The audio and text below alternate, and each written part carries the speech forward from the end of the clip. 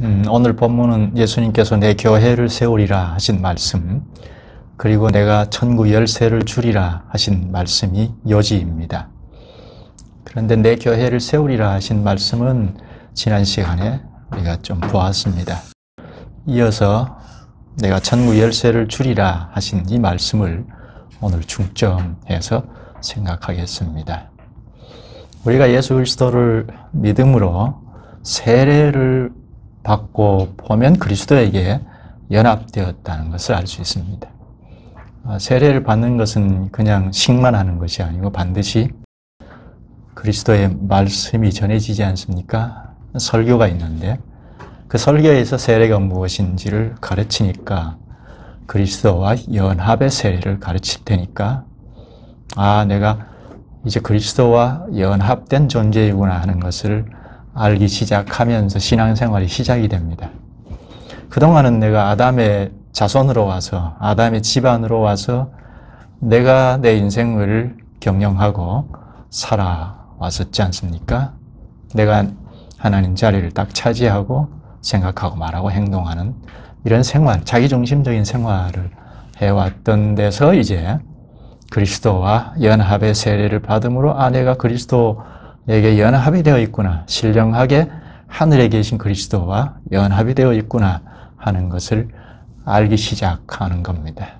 그런데 내가 연합하고 보니 여러 사람들이 있더라 하는 겁니다. 이게 그리스도와의 연합체인 교회이죠. 이게 본체의 교회인데요. 이 교회에서 연합이 된 지역교회, 여기에 내가 몸담고 신앙생활을 하게 됩니다. 그런데 오늘 본문에 예수님께서 내 교회라고 하시죠. 예수 그리스도와 연합이 된 연합체이니까 예수님의 교회가 맞죠. 내 교회를 세우리라 하십니다. 예수님께서 자신의 교회를 세우신다고 하십니다. 어떻게 세우시죠? 내가 반석 위에 내 교회를 세우리라 하시죠. 본문에는.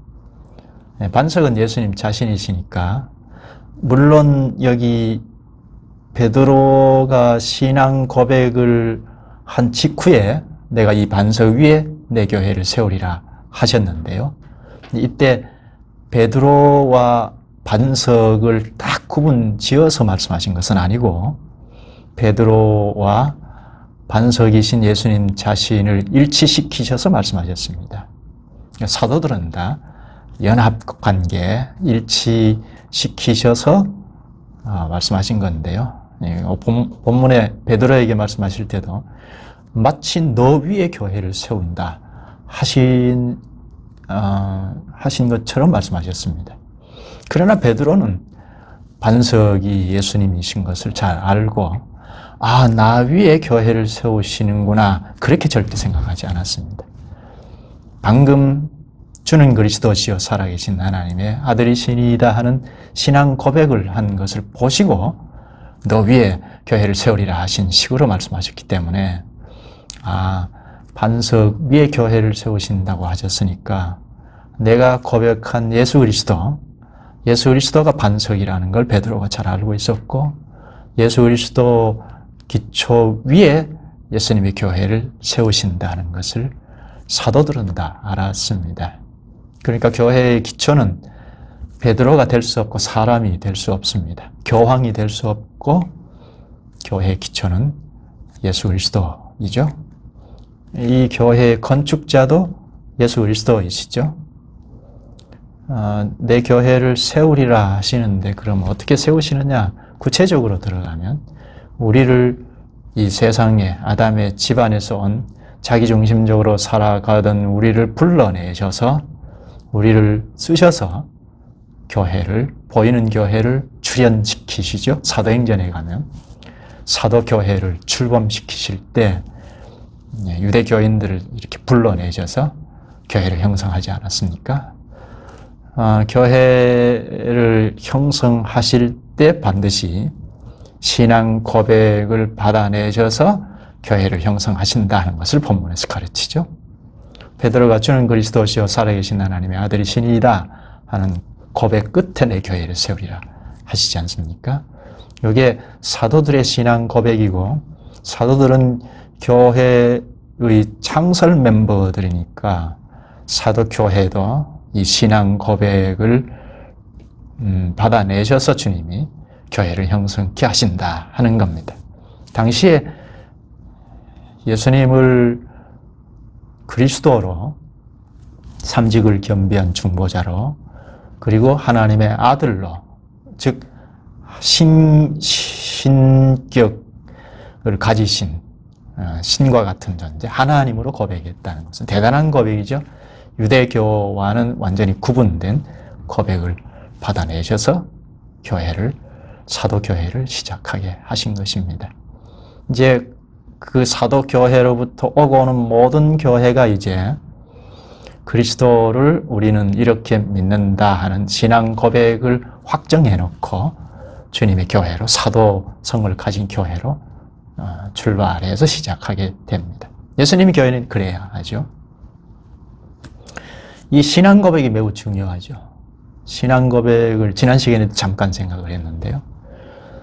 교회가 역사에서 조금 진행해 나가면서 예수 그리스도를 우리가 믿는다 하고 고백을 하지만, 예수님께서 사람으로 오셨으니까 인성을 더 강조해서 믿는 교회가 있는가 하면, 신성, 하나님이다 하는 걸 강조해서 믿는 교회가 있는가 하면, 그 의견이 분분해서 교회에 영향을 많이 끼쳤는데, 그래서 312년경에 니케아에서 범교회가 모여서 우리는 예수 그리스도를 이렇게 믿는다 하고 확정한 것이 니케아 신경인데요. 그리고 이단을 축출하고 예수 그리스도는 하나님이시고 완전한 사람이시다, 이렇게 양성을 균형 있게 고백을 했습니다. 그 이후에 중세시대에는 한 1000년 동안 성경, 그러니까 그리스도를 우리가 이렇게 믿는다 하는 그 이후에 기록 계시인 그리스도의 말씀을 완성했는데요.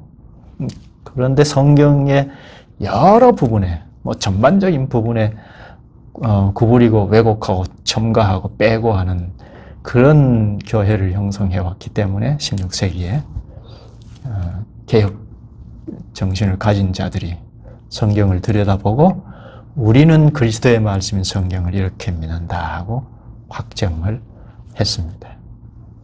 이 신앙 고백이 매우 중요합니다. 이 신앙 고백, 그러니까 교회 역사에서 그때 이단들과 싸워서 내놓은 신앙 고백을 가지고 있으면 교회가 그리스도의 교회로 사도적 노선에서 잘 서나갈 수가 있습니다. 신앙 고백이 뭐 그렇게 중요하냐, 성경이 있으면 되지 하는 교회는 그것대로 신앙 고백이죠. 신앙 고백이 없는 교회는 없습니다. 우리는 성경을 이렇게 믿는다 하는 고백은 다 있는데 그 신앙 고백을 우습게 생각하면 우스운 신앙 고백을 주장하고 나갈 수 있습니다. 예를 하나 들면 오늘 본문에 천국 열쇠를 교회에 주신다고, 사도에게 주시고 사도 교회에 주신다고 하셨는데, 천국 열쇠가 무엇이죠?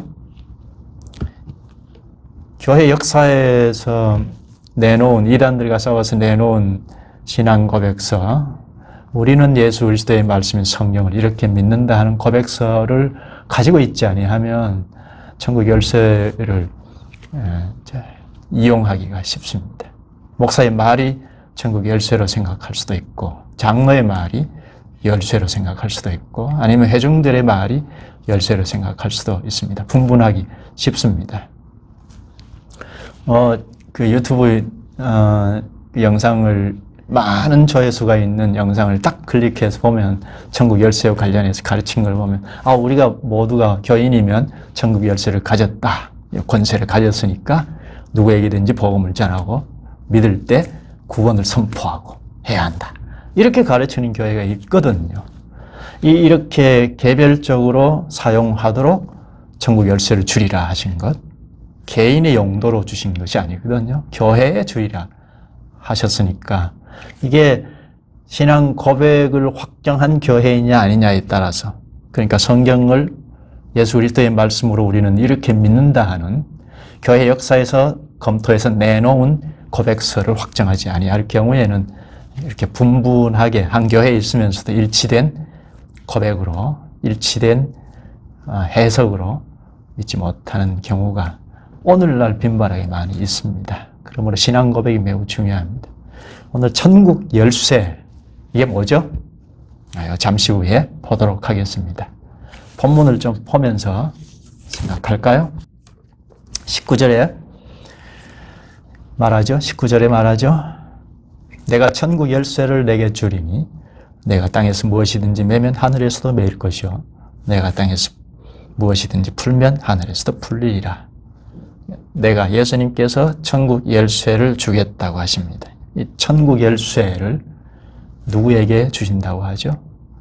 당신은 베드로를 대표로 한 사도들에게 말씀하신 거죠. 이 사도들은 우리가 중요하게 생각해야 할 것은 사도들이 그 신약 교회가 표면화되어서 출범할 때 창설 멤버들이거든요.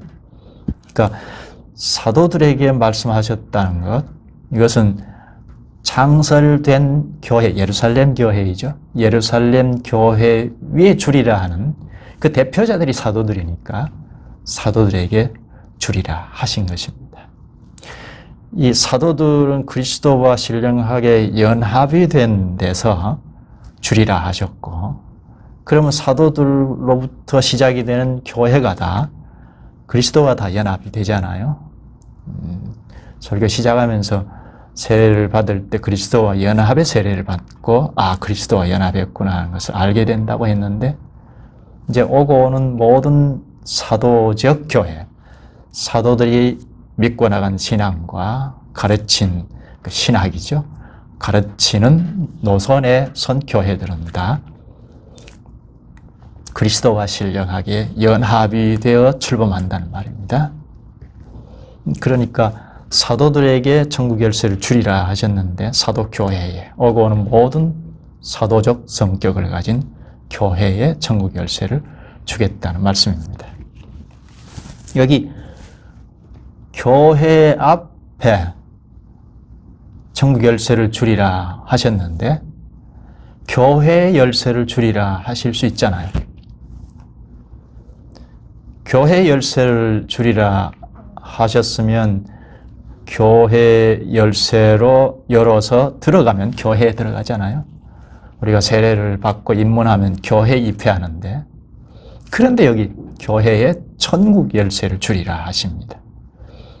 그러면 열쇠를 열고 교회에 입문하면 천국의 시작이라는 말이죠. 교회는 천국의 시작점입니다. 몰라 죽어봐야 알지 하고 죽을 때까지 그럭저럭 사는 것이 아니고, 예수 그리스도를 믿음으로 그리스도와 연합의 세례를 받아서 교회에 입회하면 그 시로부터 이제 천국의 발걸음이 시작이 됩니다. 이 땅에서 결정이 되죠. 그래야 내가 죽으면 천국 가는지 안 가는지, 오늘 내가 죽었다 그러면 나는 그리스도에게 올라간다, 교회 회장들도 그런 확신을 가질 수가 있죠. 무엇으로 이 사람은 예수 믿었으니까 천국 갔다 그렇게 말할 수 있겠습니까? 그러니까 여기 교회가 이미 천국이 시작된 거라는 것, 이걸 꼭 명심해야 하죠. 그럼 교회가 어떻게 천국이냐 하는 문제. 요즘 교회를 보면 도무지 이 말씀이 연결이 안 되죠. 교회가 무슨 천국이냐고, 교회가 형편없이 천국과는 너무나 거리 먼 교회들이 부지기수인데 어떻게 교회가 천국이냐, 천국의 시작이냐, 도무지 믿어지지 않죠. 그런데 말씀을 잘 살펴보면 그리스도와 연합이 되어서 출범한 교회에서 천국이 시작이 되고 천국이라고 합니다. 예수님께서 이 땅에 오셔서 직접 천국이라는 말을 빈번하게 쓰셨는데요. 사복음서에 천국, 마태복음에는 천국이라는 말을 쓰셨고, 그건 기록상 유대인들을 첫째 대상으로 해서 기록한 것이기 때문에 하나님 나라라고 할 때 하나님이라는 말을 유대인들은 쓰지를 않았습니다. 하나님의 이름을 함부로 부르지 말자 해서. 그래서 하나님이라는 이름이 나오면 돌려서 말했습니다. 하늘 혹은 주라는 말로 돌려서 말을 했습니다. 그러니까 하나님 나라라는 말을 마태복음, 유대인들을 대상으로 쓴 마태복음에는 하늘나라로 바꾸어서 썼습니다.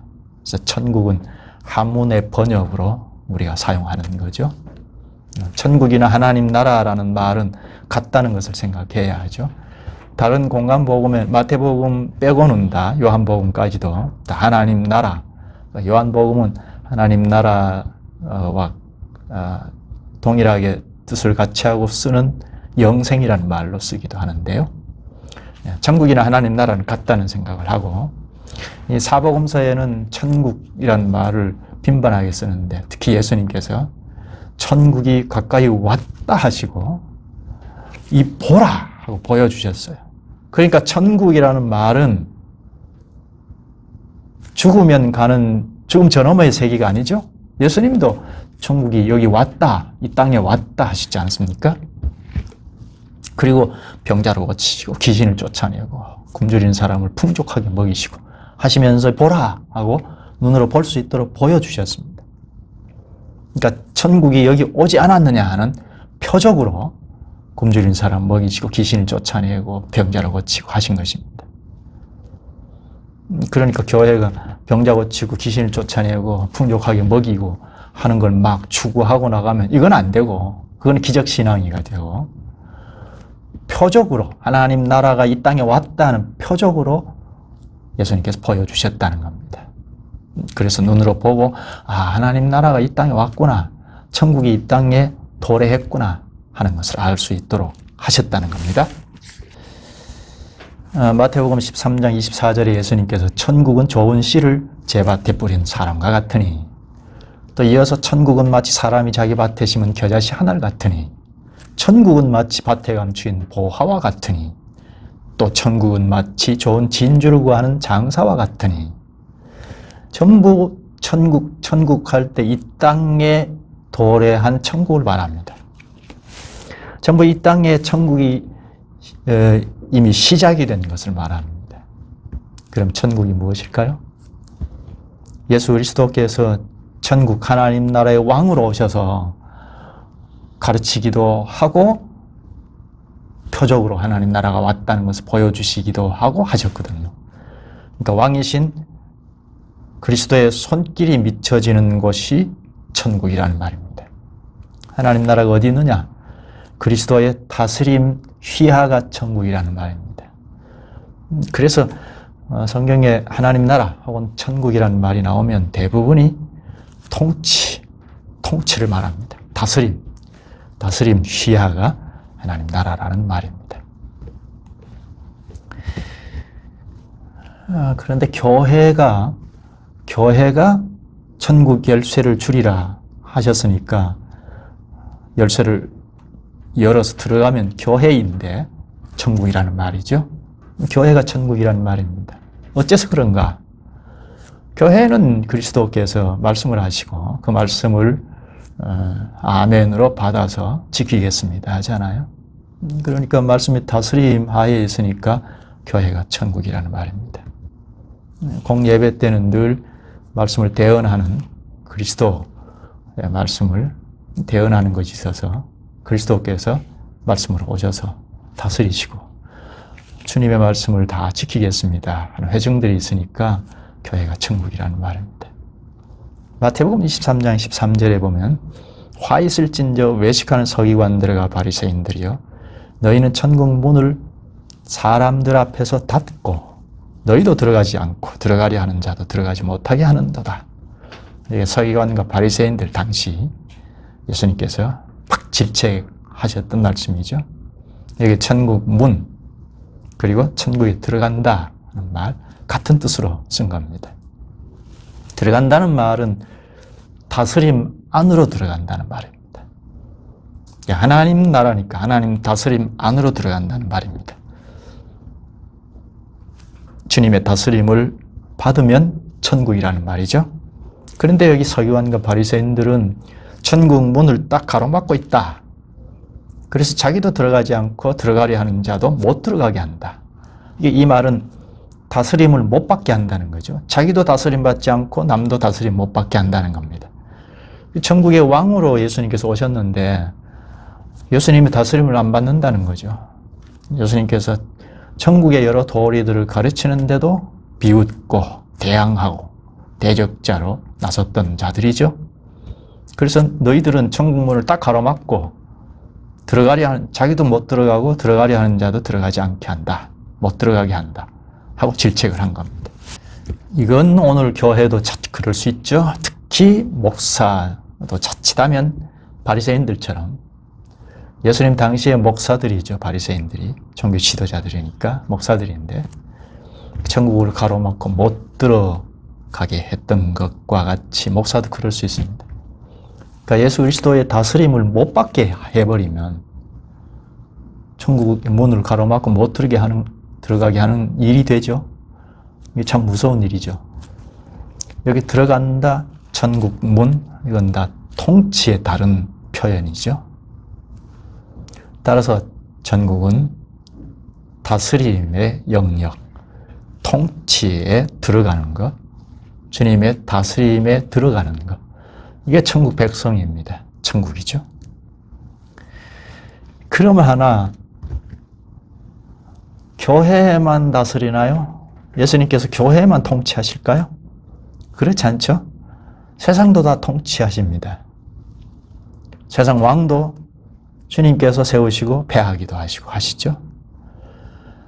최초 교회인 사도교회가 서서 힘차게 전진할 때 헤롯 왕이 유대 교인들과 같이 핍박을 했죠.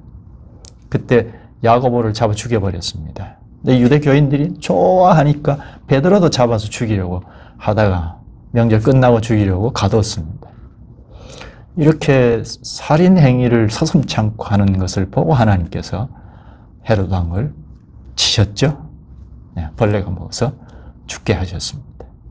그러니까 주께서 세상 왕까지도 세우시고 유대 왕이니까 완전히 우리가 세상 나라 왕과 같이 생각할 수는 없지만 아무튼 왕을 세우시는 것도 하나님이시고 폐하시는 것도 하나님이십니다. 그럼 세상 왕도 마찬가지입니다.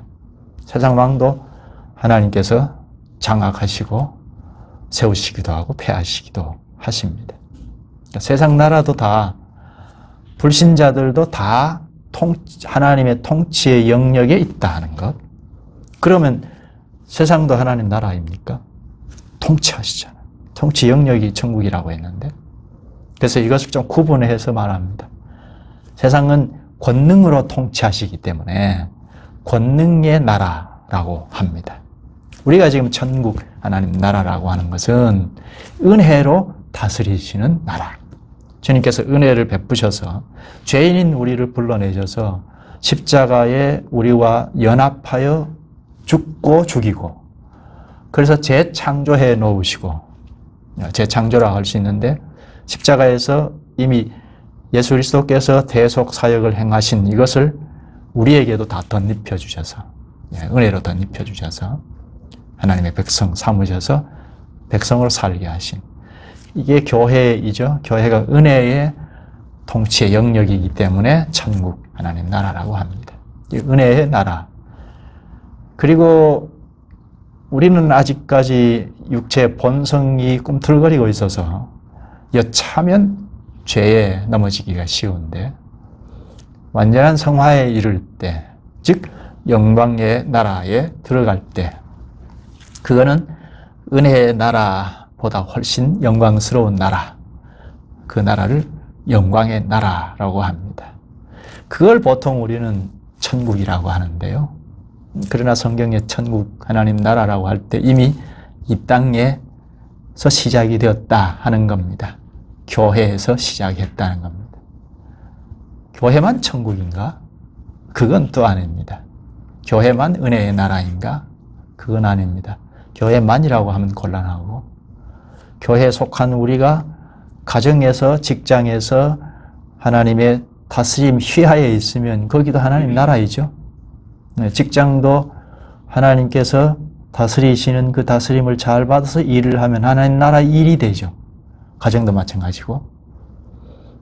그런데 교회가 천국이라고 할 때는 그 다스림이 현저하다는 겁니다. 그리스도께서 공식적으로 예배할 때 특히 그리스도께서 말씀으로 오셔서 공식적으로 말씀하실 때 회중들이 그 말씀 우리가 다 지키겠습니다. 아멘 하잖아요. 그러니까 현저한 통치 기구가 교회입니다.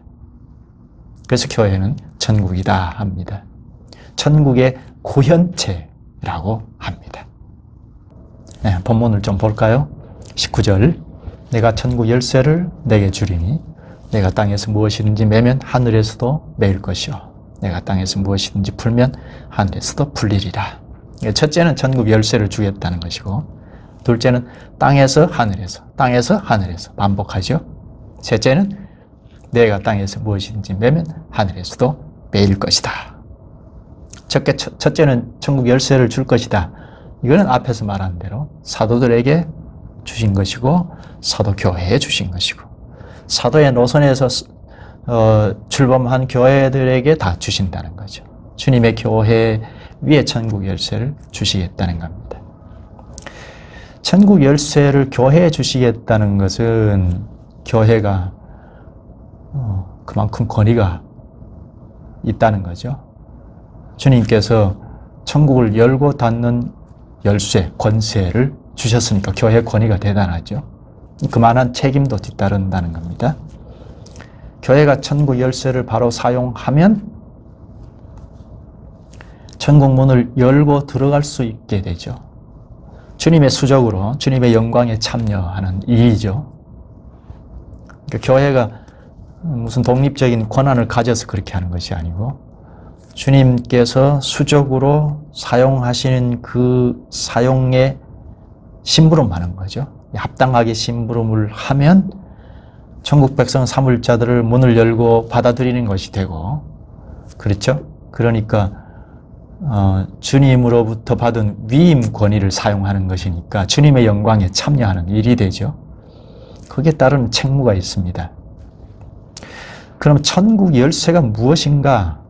이건 잠시 후에 보기로 하고 이 천국 열쇠를 잘못 사용하게 되면 앞에서 말한 서기관과 바리새인들처럼 거기에 문책이 따르죠. 천국문을 딱 가로막고 자기도 들어가지 않고 남도 들어가지 못하게 하는 일이 생길 때는 심판을 하시죠. 그 때문에 마지막 때는 철저한 심판이 이루어지지만 이 땅에서도 이미 교회 간의 이단으로 규정하기도 하고 하죠.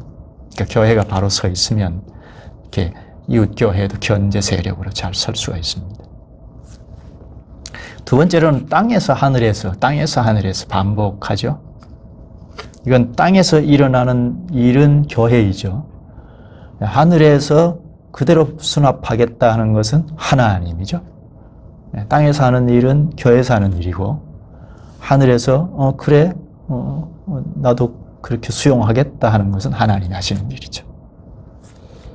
그러니까 이 땅에서 일어나는 일이 바로 하늘에서 수용하는 일이니까 교회가 하는 일이 굉장한 일이죠.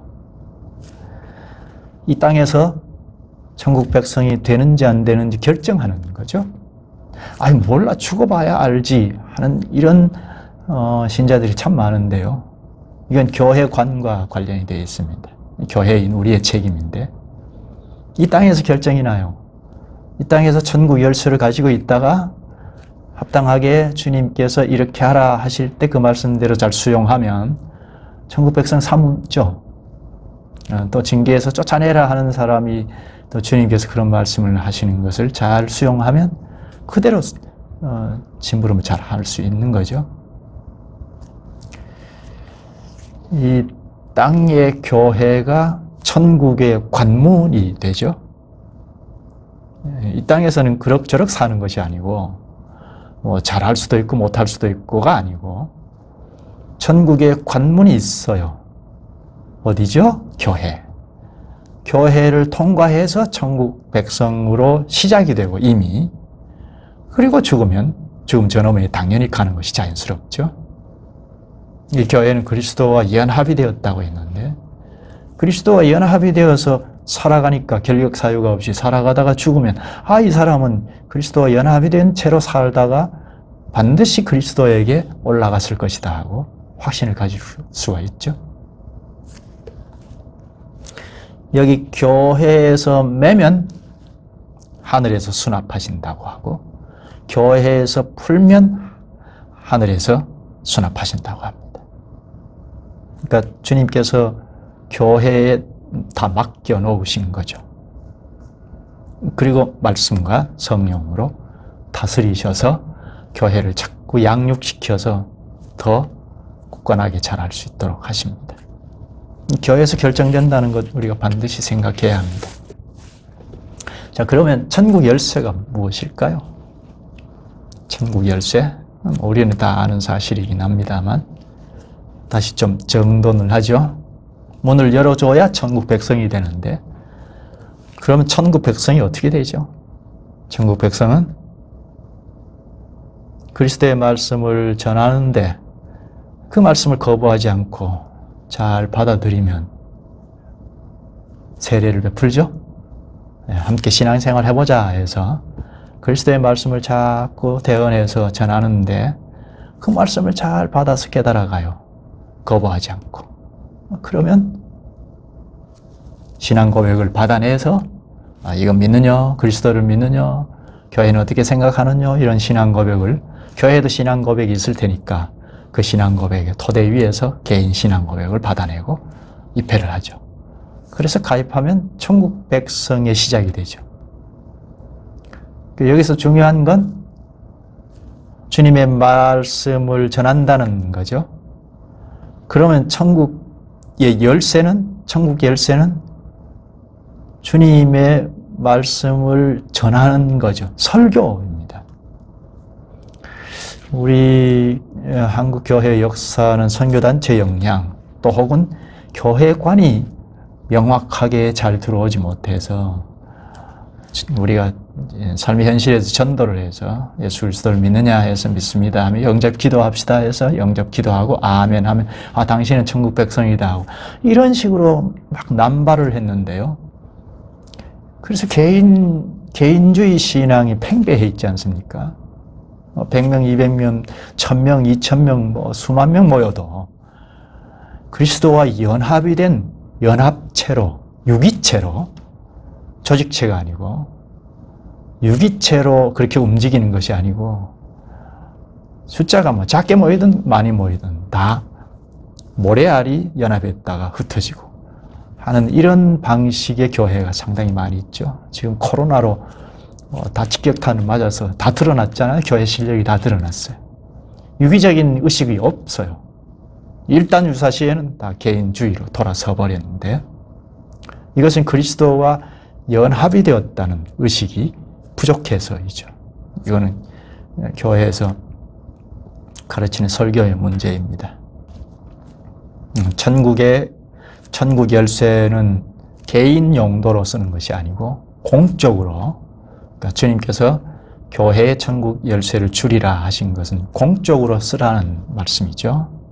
공적으로 써서 천국 백성 삼을 자를 받아들인다 할 때는 공식적으로 전파하는 복음 설교입니다. 그러니까 설교가 그리스도의 말을 잘 대언해야 하죠. 거기 다른 걸 막 섞어서 하게 되면 결국 천국 백성 삼을 자를 못 삼게 되고 하게 되죠. 큰 잘못을 범하게 되죠. 복음 설교가 천국 열쇠이다 하는 것, 개인 용도가 아니다 하는 것을 반드시 생각해야 합니다. 그리고 땅에서 맨다 분다는 말씀을 하시는데요. 보면 19절을 다시 한번 볼까요? 내가 천국 열쇠를 내게 주리니 내가 땅에서 무엇이든지 매면 하늘에서도 매일 것이요 내가 땅에서 무엇이든지 풀면 하늘에서도 풀리리라. 이 맨다, 푼다는 말, 이건 당시의 랍비들, 선생들이 사용했던 말입니다. 어떤 사람을 파문할 때 혹은 그 파문에서 풀어줄 때 사용했던 말인데요. 맨다는 말은 어떤 행위를 못하게 하는 것, 파문한다는 말이죠. 또 푼다는 말은 어떤 행위를 하도록 하는, 자유를 주는, 이거는 맨데서 푼다는 말이죠. 이럴 때 사용했던 말인데 예수님이 차용해서 쓰셨습니다. 18장에도 똑같은 말씀을 하시는데요. 18장 18절을 보면 진실로 너희에게 이르노니 무엇이든지 너희가 땅에서 매면 하늘에서도 매일 것이요 무엇이든지 땅에서 풀면 하늘에서도 풀리리라. 여기서도 예수님이 맨다 푼다는 말씀하시죠.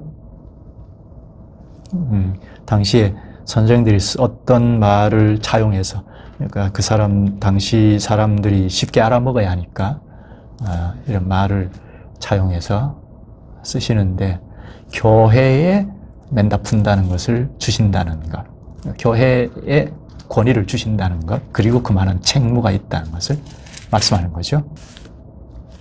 여기 16장의 열쇠는 복음 설교이고 18장의 열쇠는 권징입니다.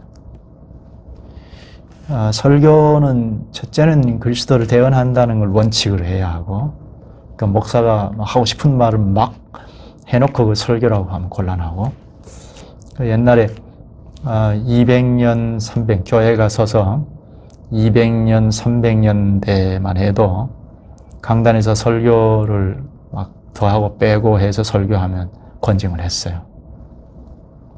목사가 그리스도를 대언하지 아니하면 회중들은 어떤 방법이 없으니까, 교회가 다 허물어질 수 있으니까 강단에서 잘못하면 권징을 했어요. 그래서 권징의 첫째 대상이 강단이라고 하는데요. 우리나라에는 권징이 제대로 들어오지 않았어요. 첫째, 복음 설교가 천국을 열어주는 열쇠가 된다는 것. 그리고 둘째는 천국 열쇠가 권징이라는 겁니다.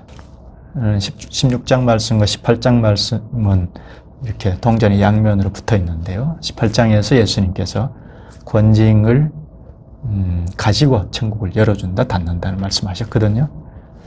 이 18장 15절부터 보면, 잘 살펴보면 형제가 범죄한 일을 보거든 권면을 하라 합니다. 그래도 듣지 아니하면 두세 사람이 가서 권면을 하라 합니다. 그래도 듣지 않으면 교회에 가서 알려라 합니다. 교회 7위회 알려라는 말이죠.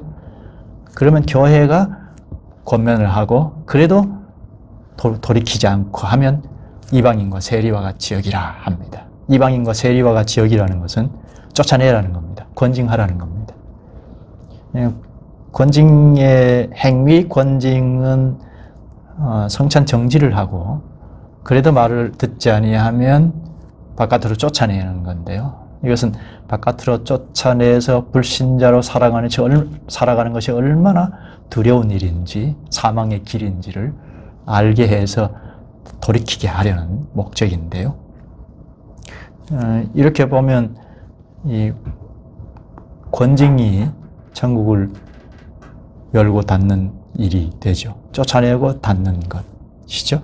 천국에 있는 자를, 교회 회원으로 있는 자를 문을 열고 쫓아내고 문을 닫는 거죠. 이 권징 문제도 그리스도의 심부름으로 하면 하늘에서도 수납하신다 하죠.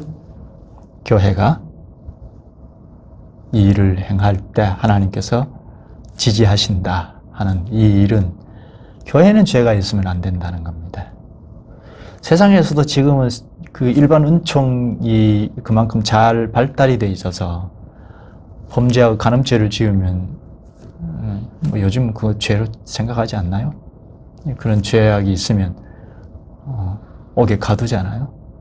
그런데 하물며 교회에서 그런 죄가 있는데도 그냥 그대로 둔다면, 사랑하면서 죄까지도 덮어두고 나간다면, 교회로서 주님의 교회가 거룩해야 하고 순결해야 하는데 죄가 있어서는 안 된다는 겁니다.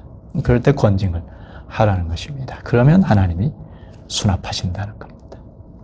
이것은 그 죄를 범한 그를 위함이기도 하고, 정신 차리게 하기 위함이기도 하고, 교회 전체가 불순물을 자꾸 제거해야 천국 백성답게 건강하게 전진해 나갈 수 있기 때문입니다. 주께서 이렇게 지지하시는 까닭은 20절에 말하는데요. 두세 사람이 내 이름으로 모인 곳에는 나도 그들 중에 있느니라. 이 약속을 주님께서 지키시는 거죠. 교회가 합당하게 주님의 심부름을 잘하면, 그래서 천국 백성을 삼으시면 주님 받으시고 또 권징을 하면 주님이 받으신다는 겁니다. 이건 그리스도의 수족이기 때문이죠. 이건 다른 종교단체가 아니고 그리스도와 연합이 되어서 수족으로 어떤 지역 특성에 따라서 연합했을지라도 그리스도의 수족으로 구성해서 전진해 나가기 때문에 이 교회에서 하는 일을 주님이 다 받아 지지하신다는 겁니다. 이렇게 교회가 이런 천국 열쇠를 잘 사용해서 천국 백성 삼기도 하고 또 권징도 하고 이렇게 함으로 세상에도 이 선포가 되죠. 하나님 나라가 이것이다 하고 보여주잖아요. 꼭 현장에 나가서 전도하지 않더라도 교회는 함부로 할 수 있는 것이 아니구나 하는 것만으로도 교회 권위가 아주 높아지죠. 지금은 교회 권위가 다 땅에 떨어져 버려서 불신자들이 오히려 교회를 염려하는 이런 상황이 되어버렸죠. 이거는 천국 열쇠를 어떻게 사용했느냐와 관련이 있습니다. 여러 가지 관련이 있지만 오늘 본문 말씀과 관련이 있기도 합니다.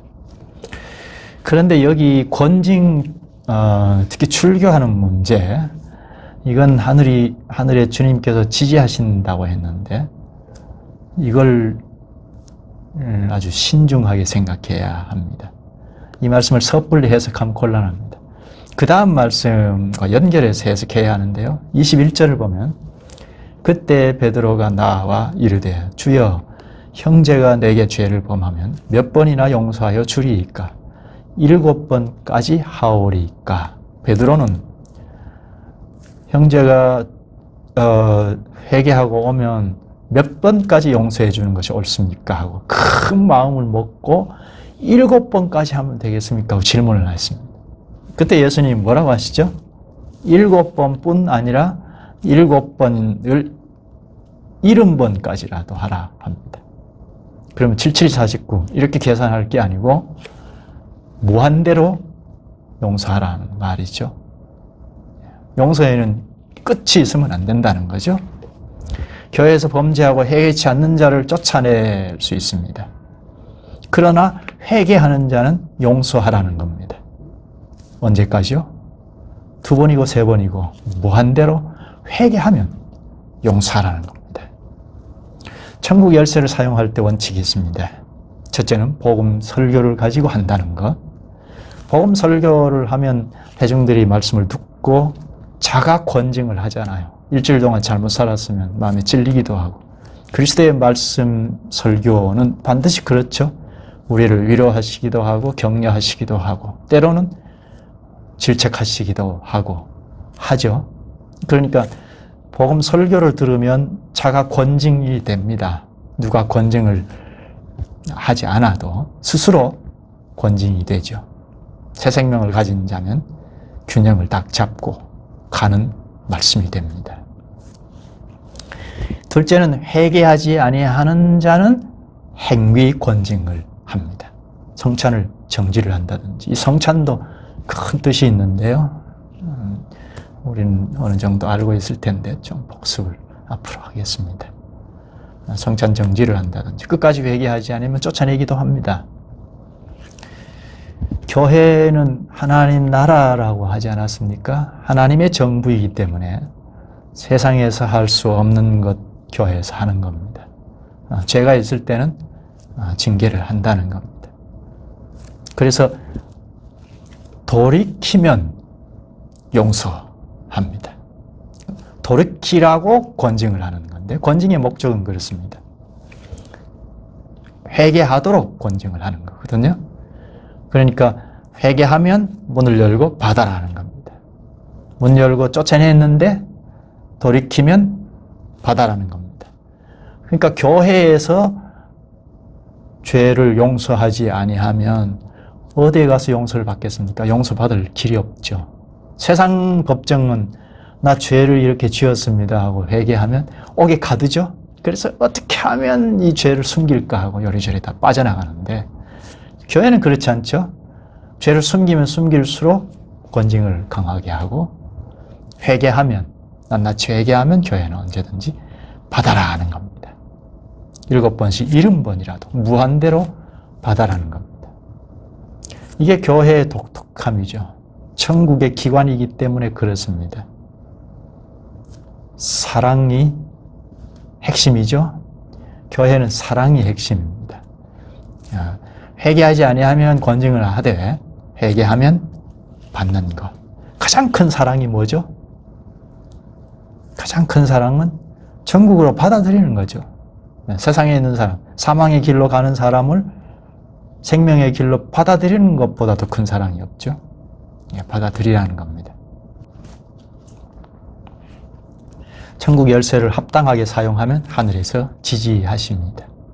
본문 19절에 내가 땅에서 무엇이든지 매면 하늘에서도 매일 것이요 내가 땅에서 무엇이든지 풀면 하늘에서도 풀리리라.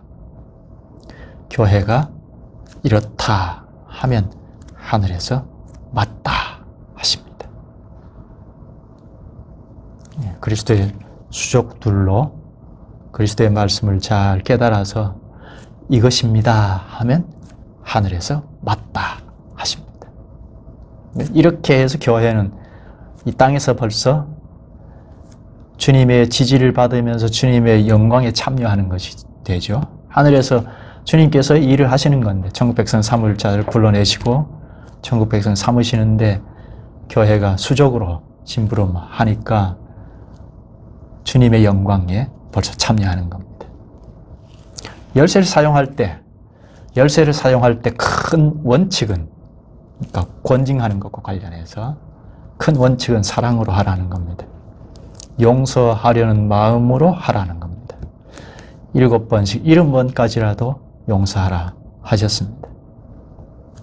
천국 열쇠를 어떻게 사용하는 것이 옳은가? 사랑을 가지고 하라는 겁니다. 이건 천국 백성으로 받아들이는 것, 이것이 최고의 사랑이죠. 회개할 때는 반드시 받아들여라 하는 것입니다. 오늘 말씀은 예수 그리스도를 믿고 세례를 받음으로 그리스도와 연합하는데 그리스도와 연합한 이 교회가 천국 열쇠를 받았다 하는 겁니다. 천국 열쇠를 어떻게 사용해야 하느냐 하는 문제는 16장 여기 본문에서는 복음 설교를 가지고 한다는 것, 이건 목사가 첫째 생각해야 하지만 회중들도 복음 설교여야 한다는 것 반드시 생각해야 하고, 그리고 18장에서는 권징으로 한다는 것입니다.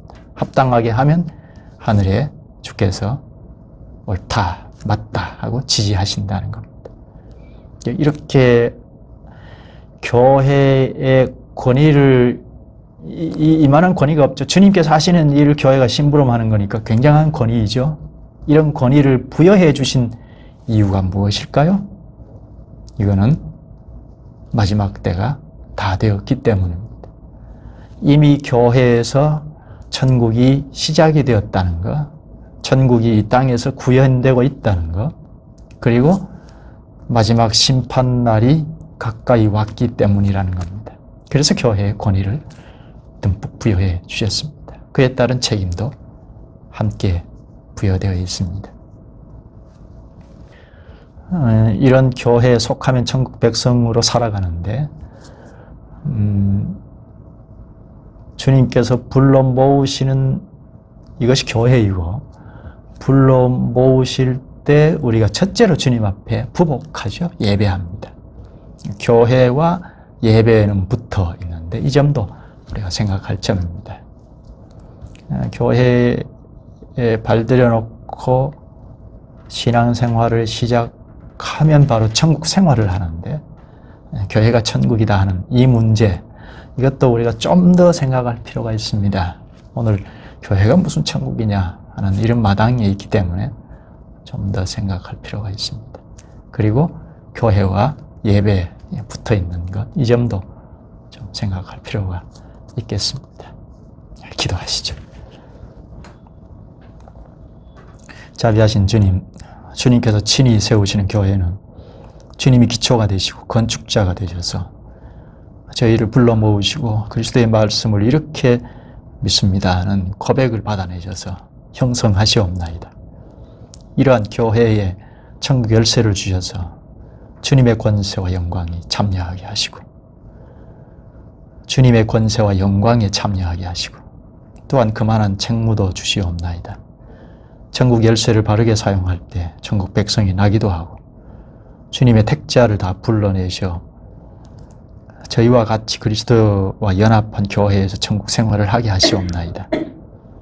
자기 중심적으로 살아가던 데서 완전히 벗어나서 그리스도와 연합한 속에서 분자로 지체로 생명을 발휘하며 살게 하시고 이 땅에서 벌써 그리스도의 영광에 참여하는 은혜를 베푸시옵나이다.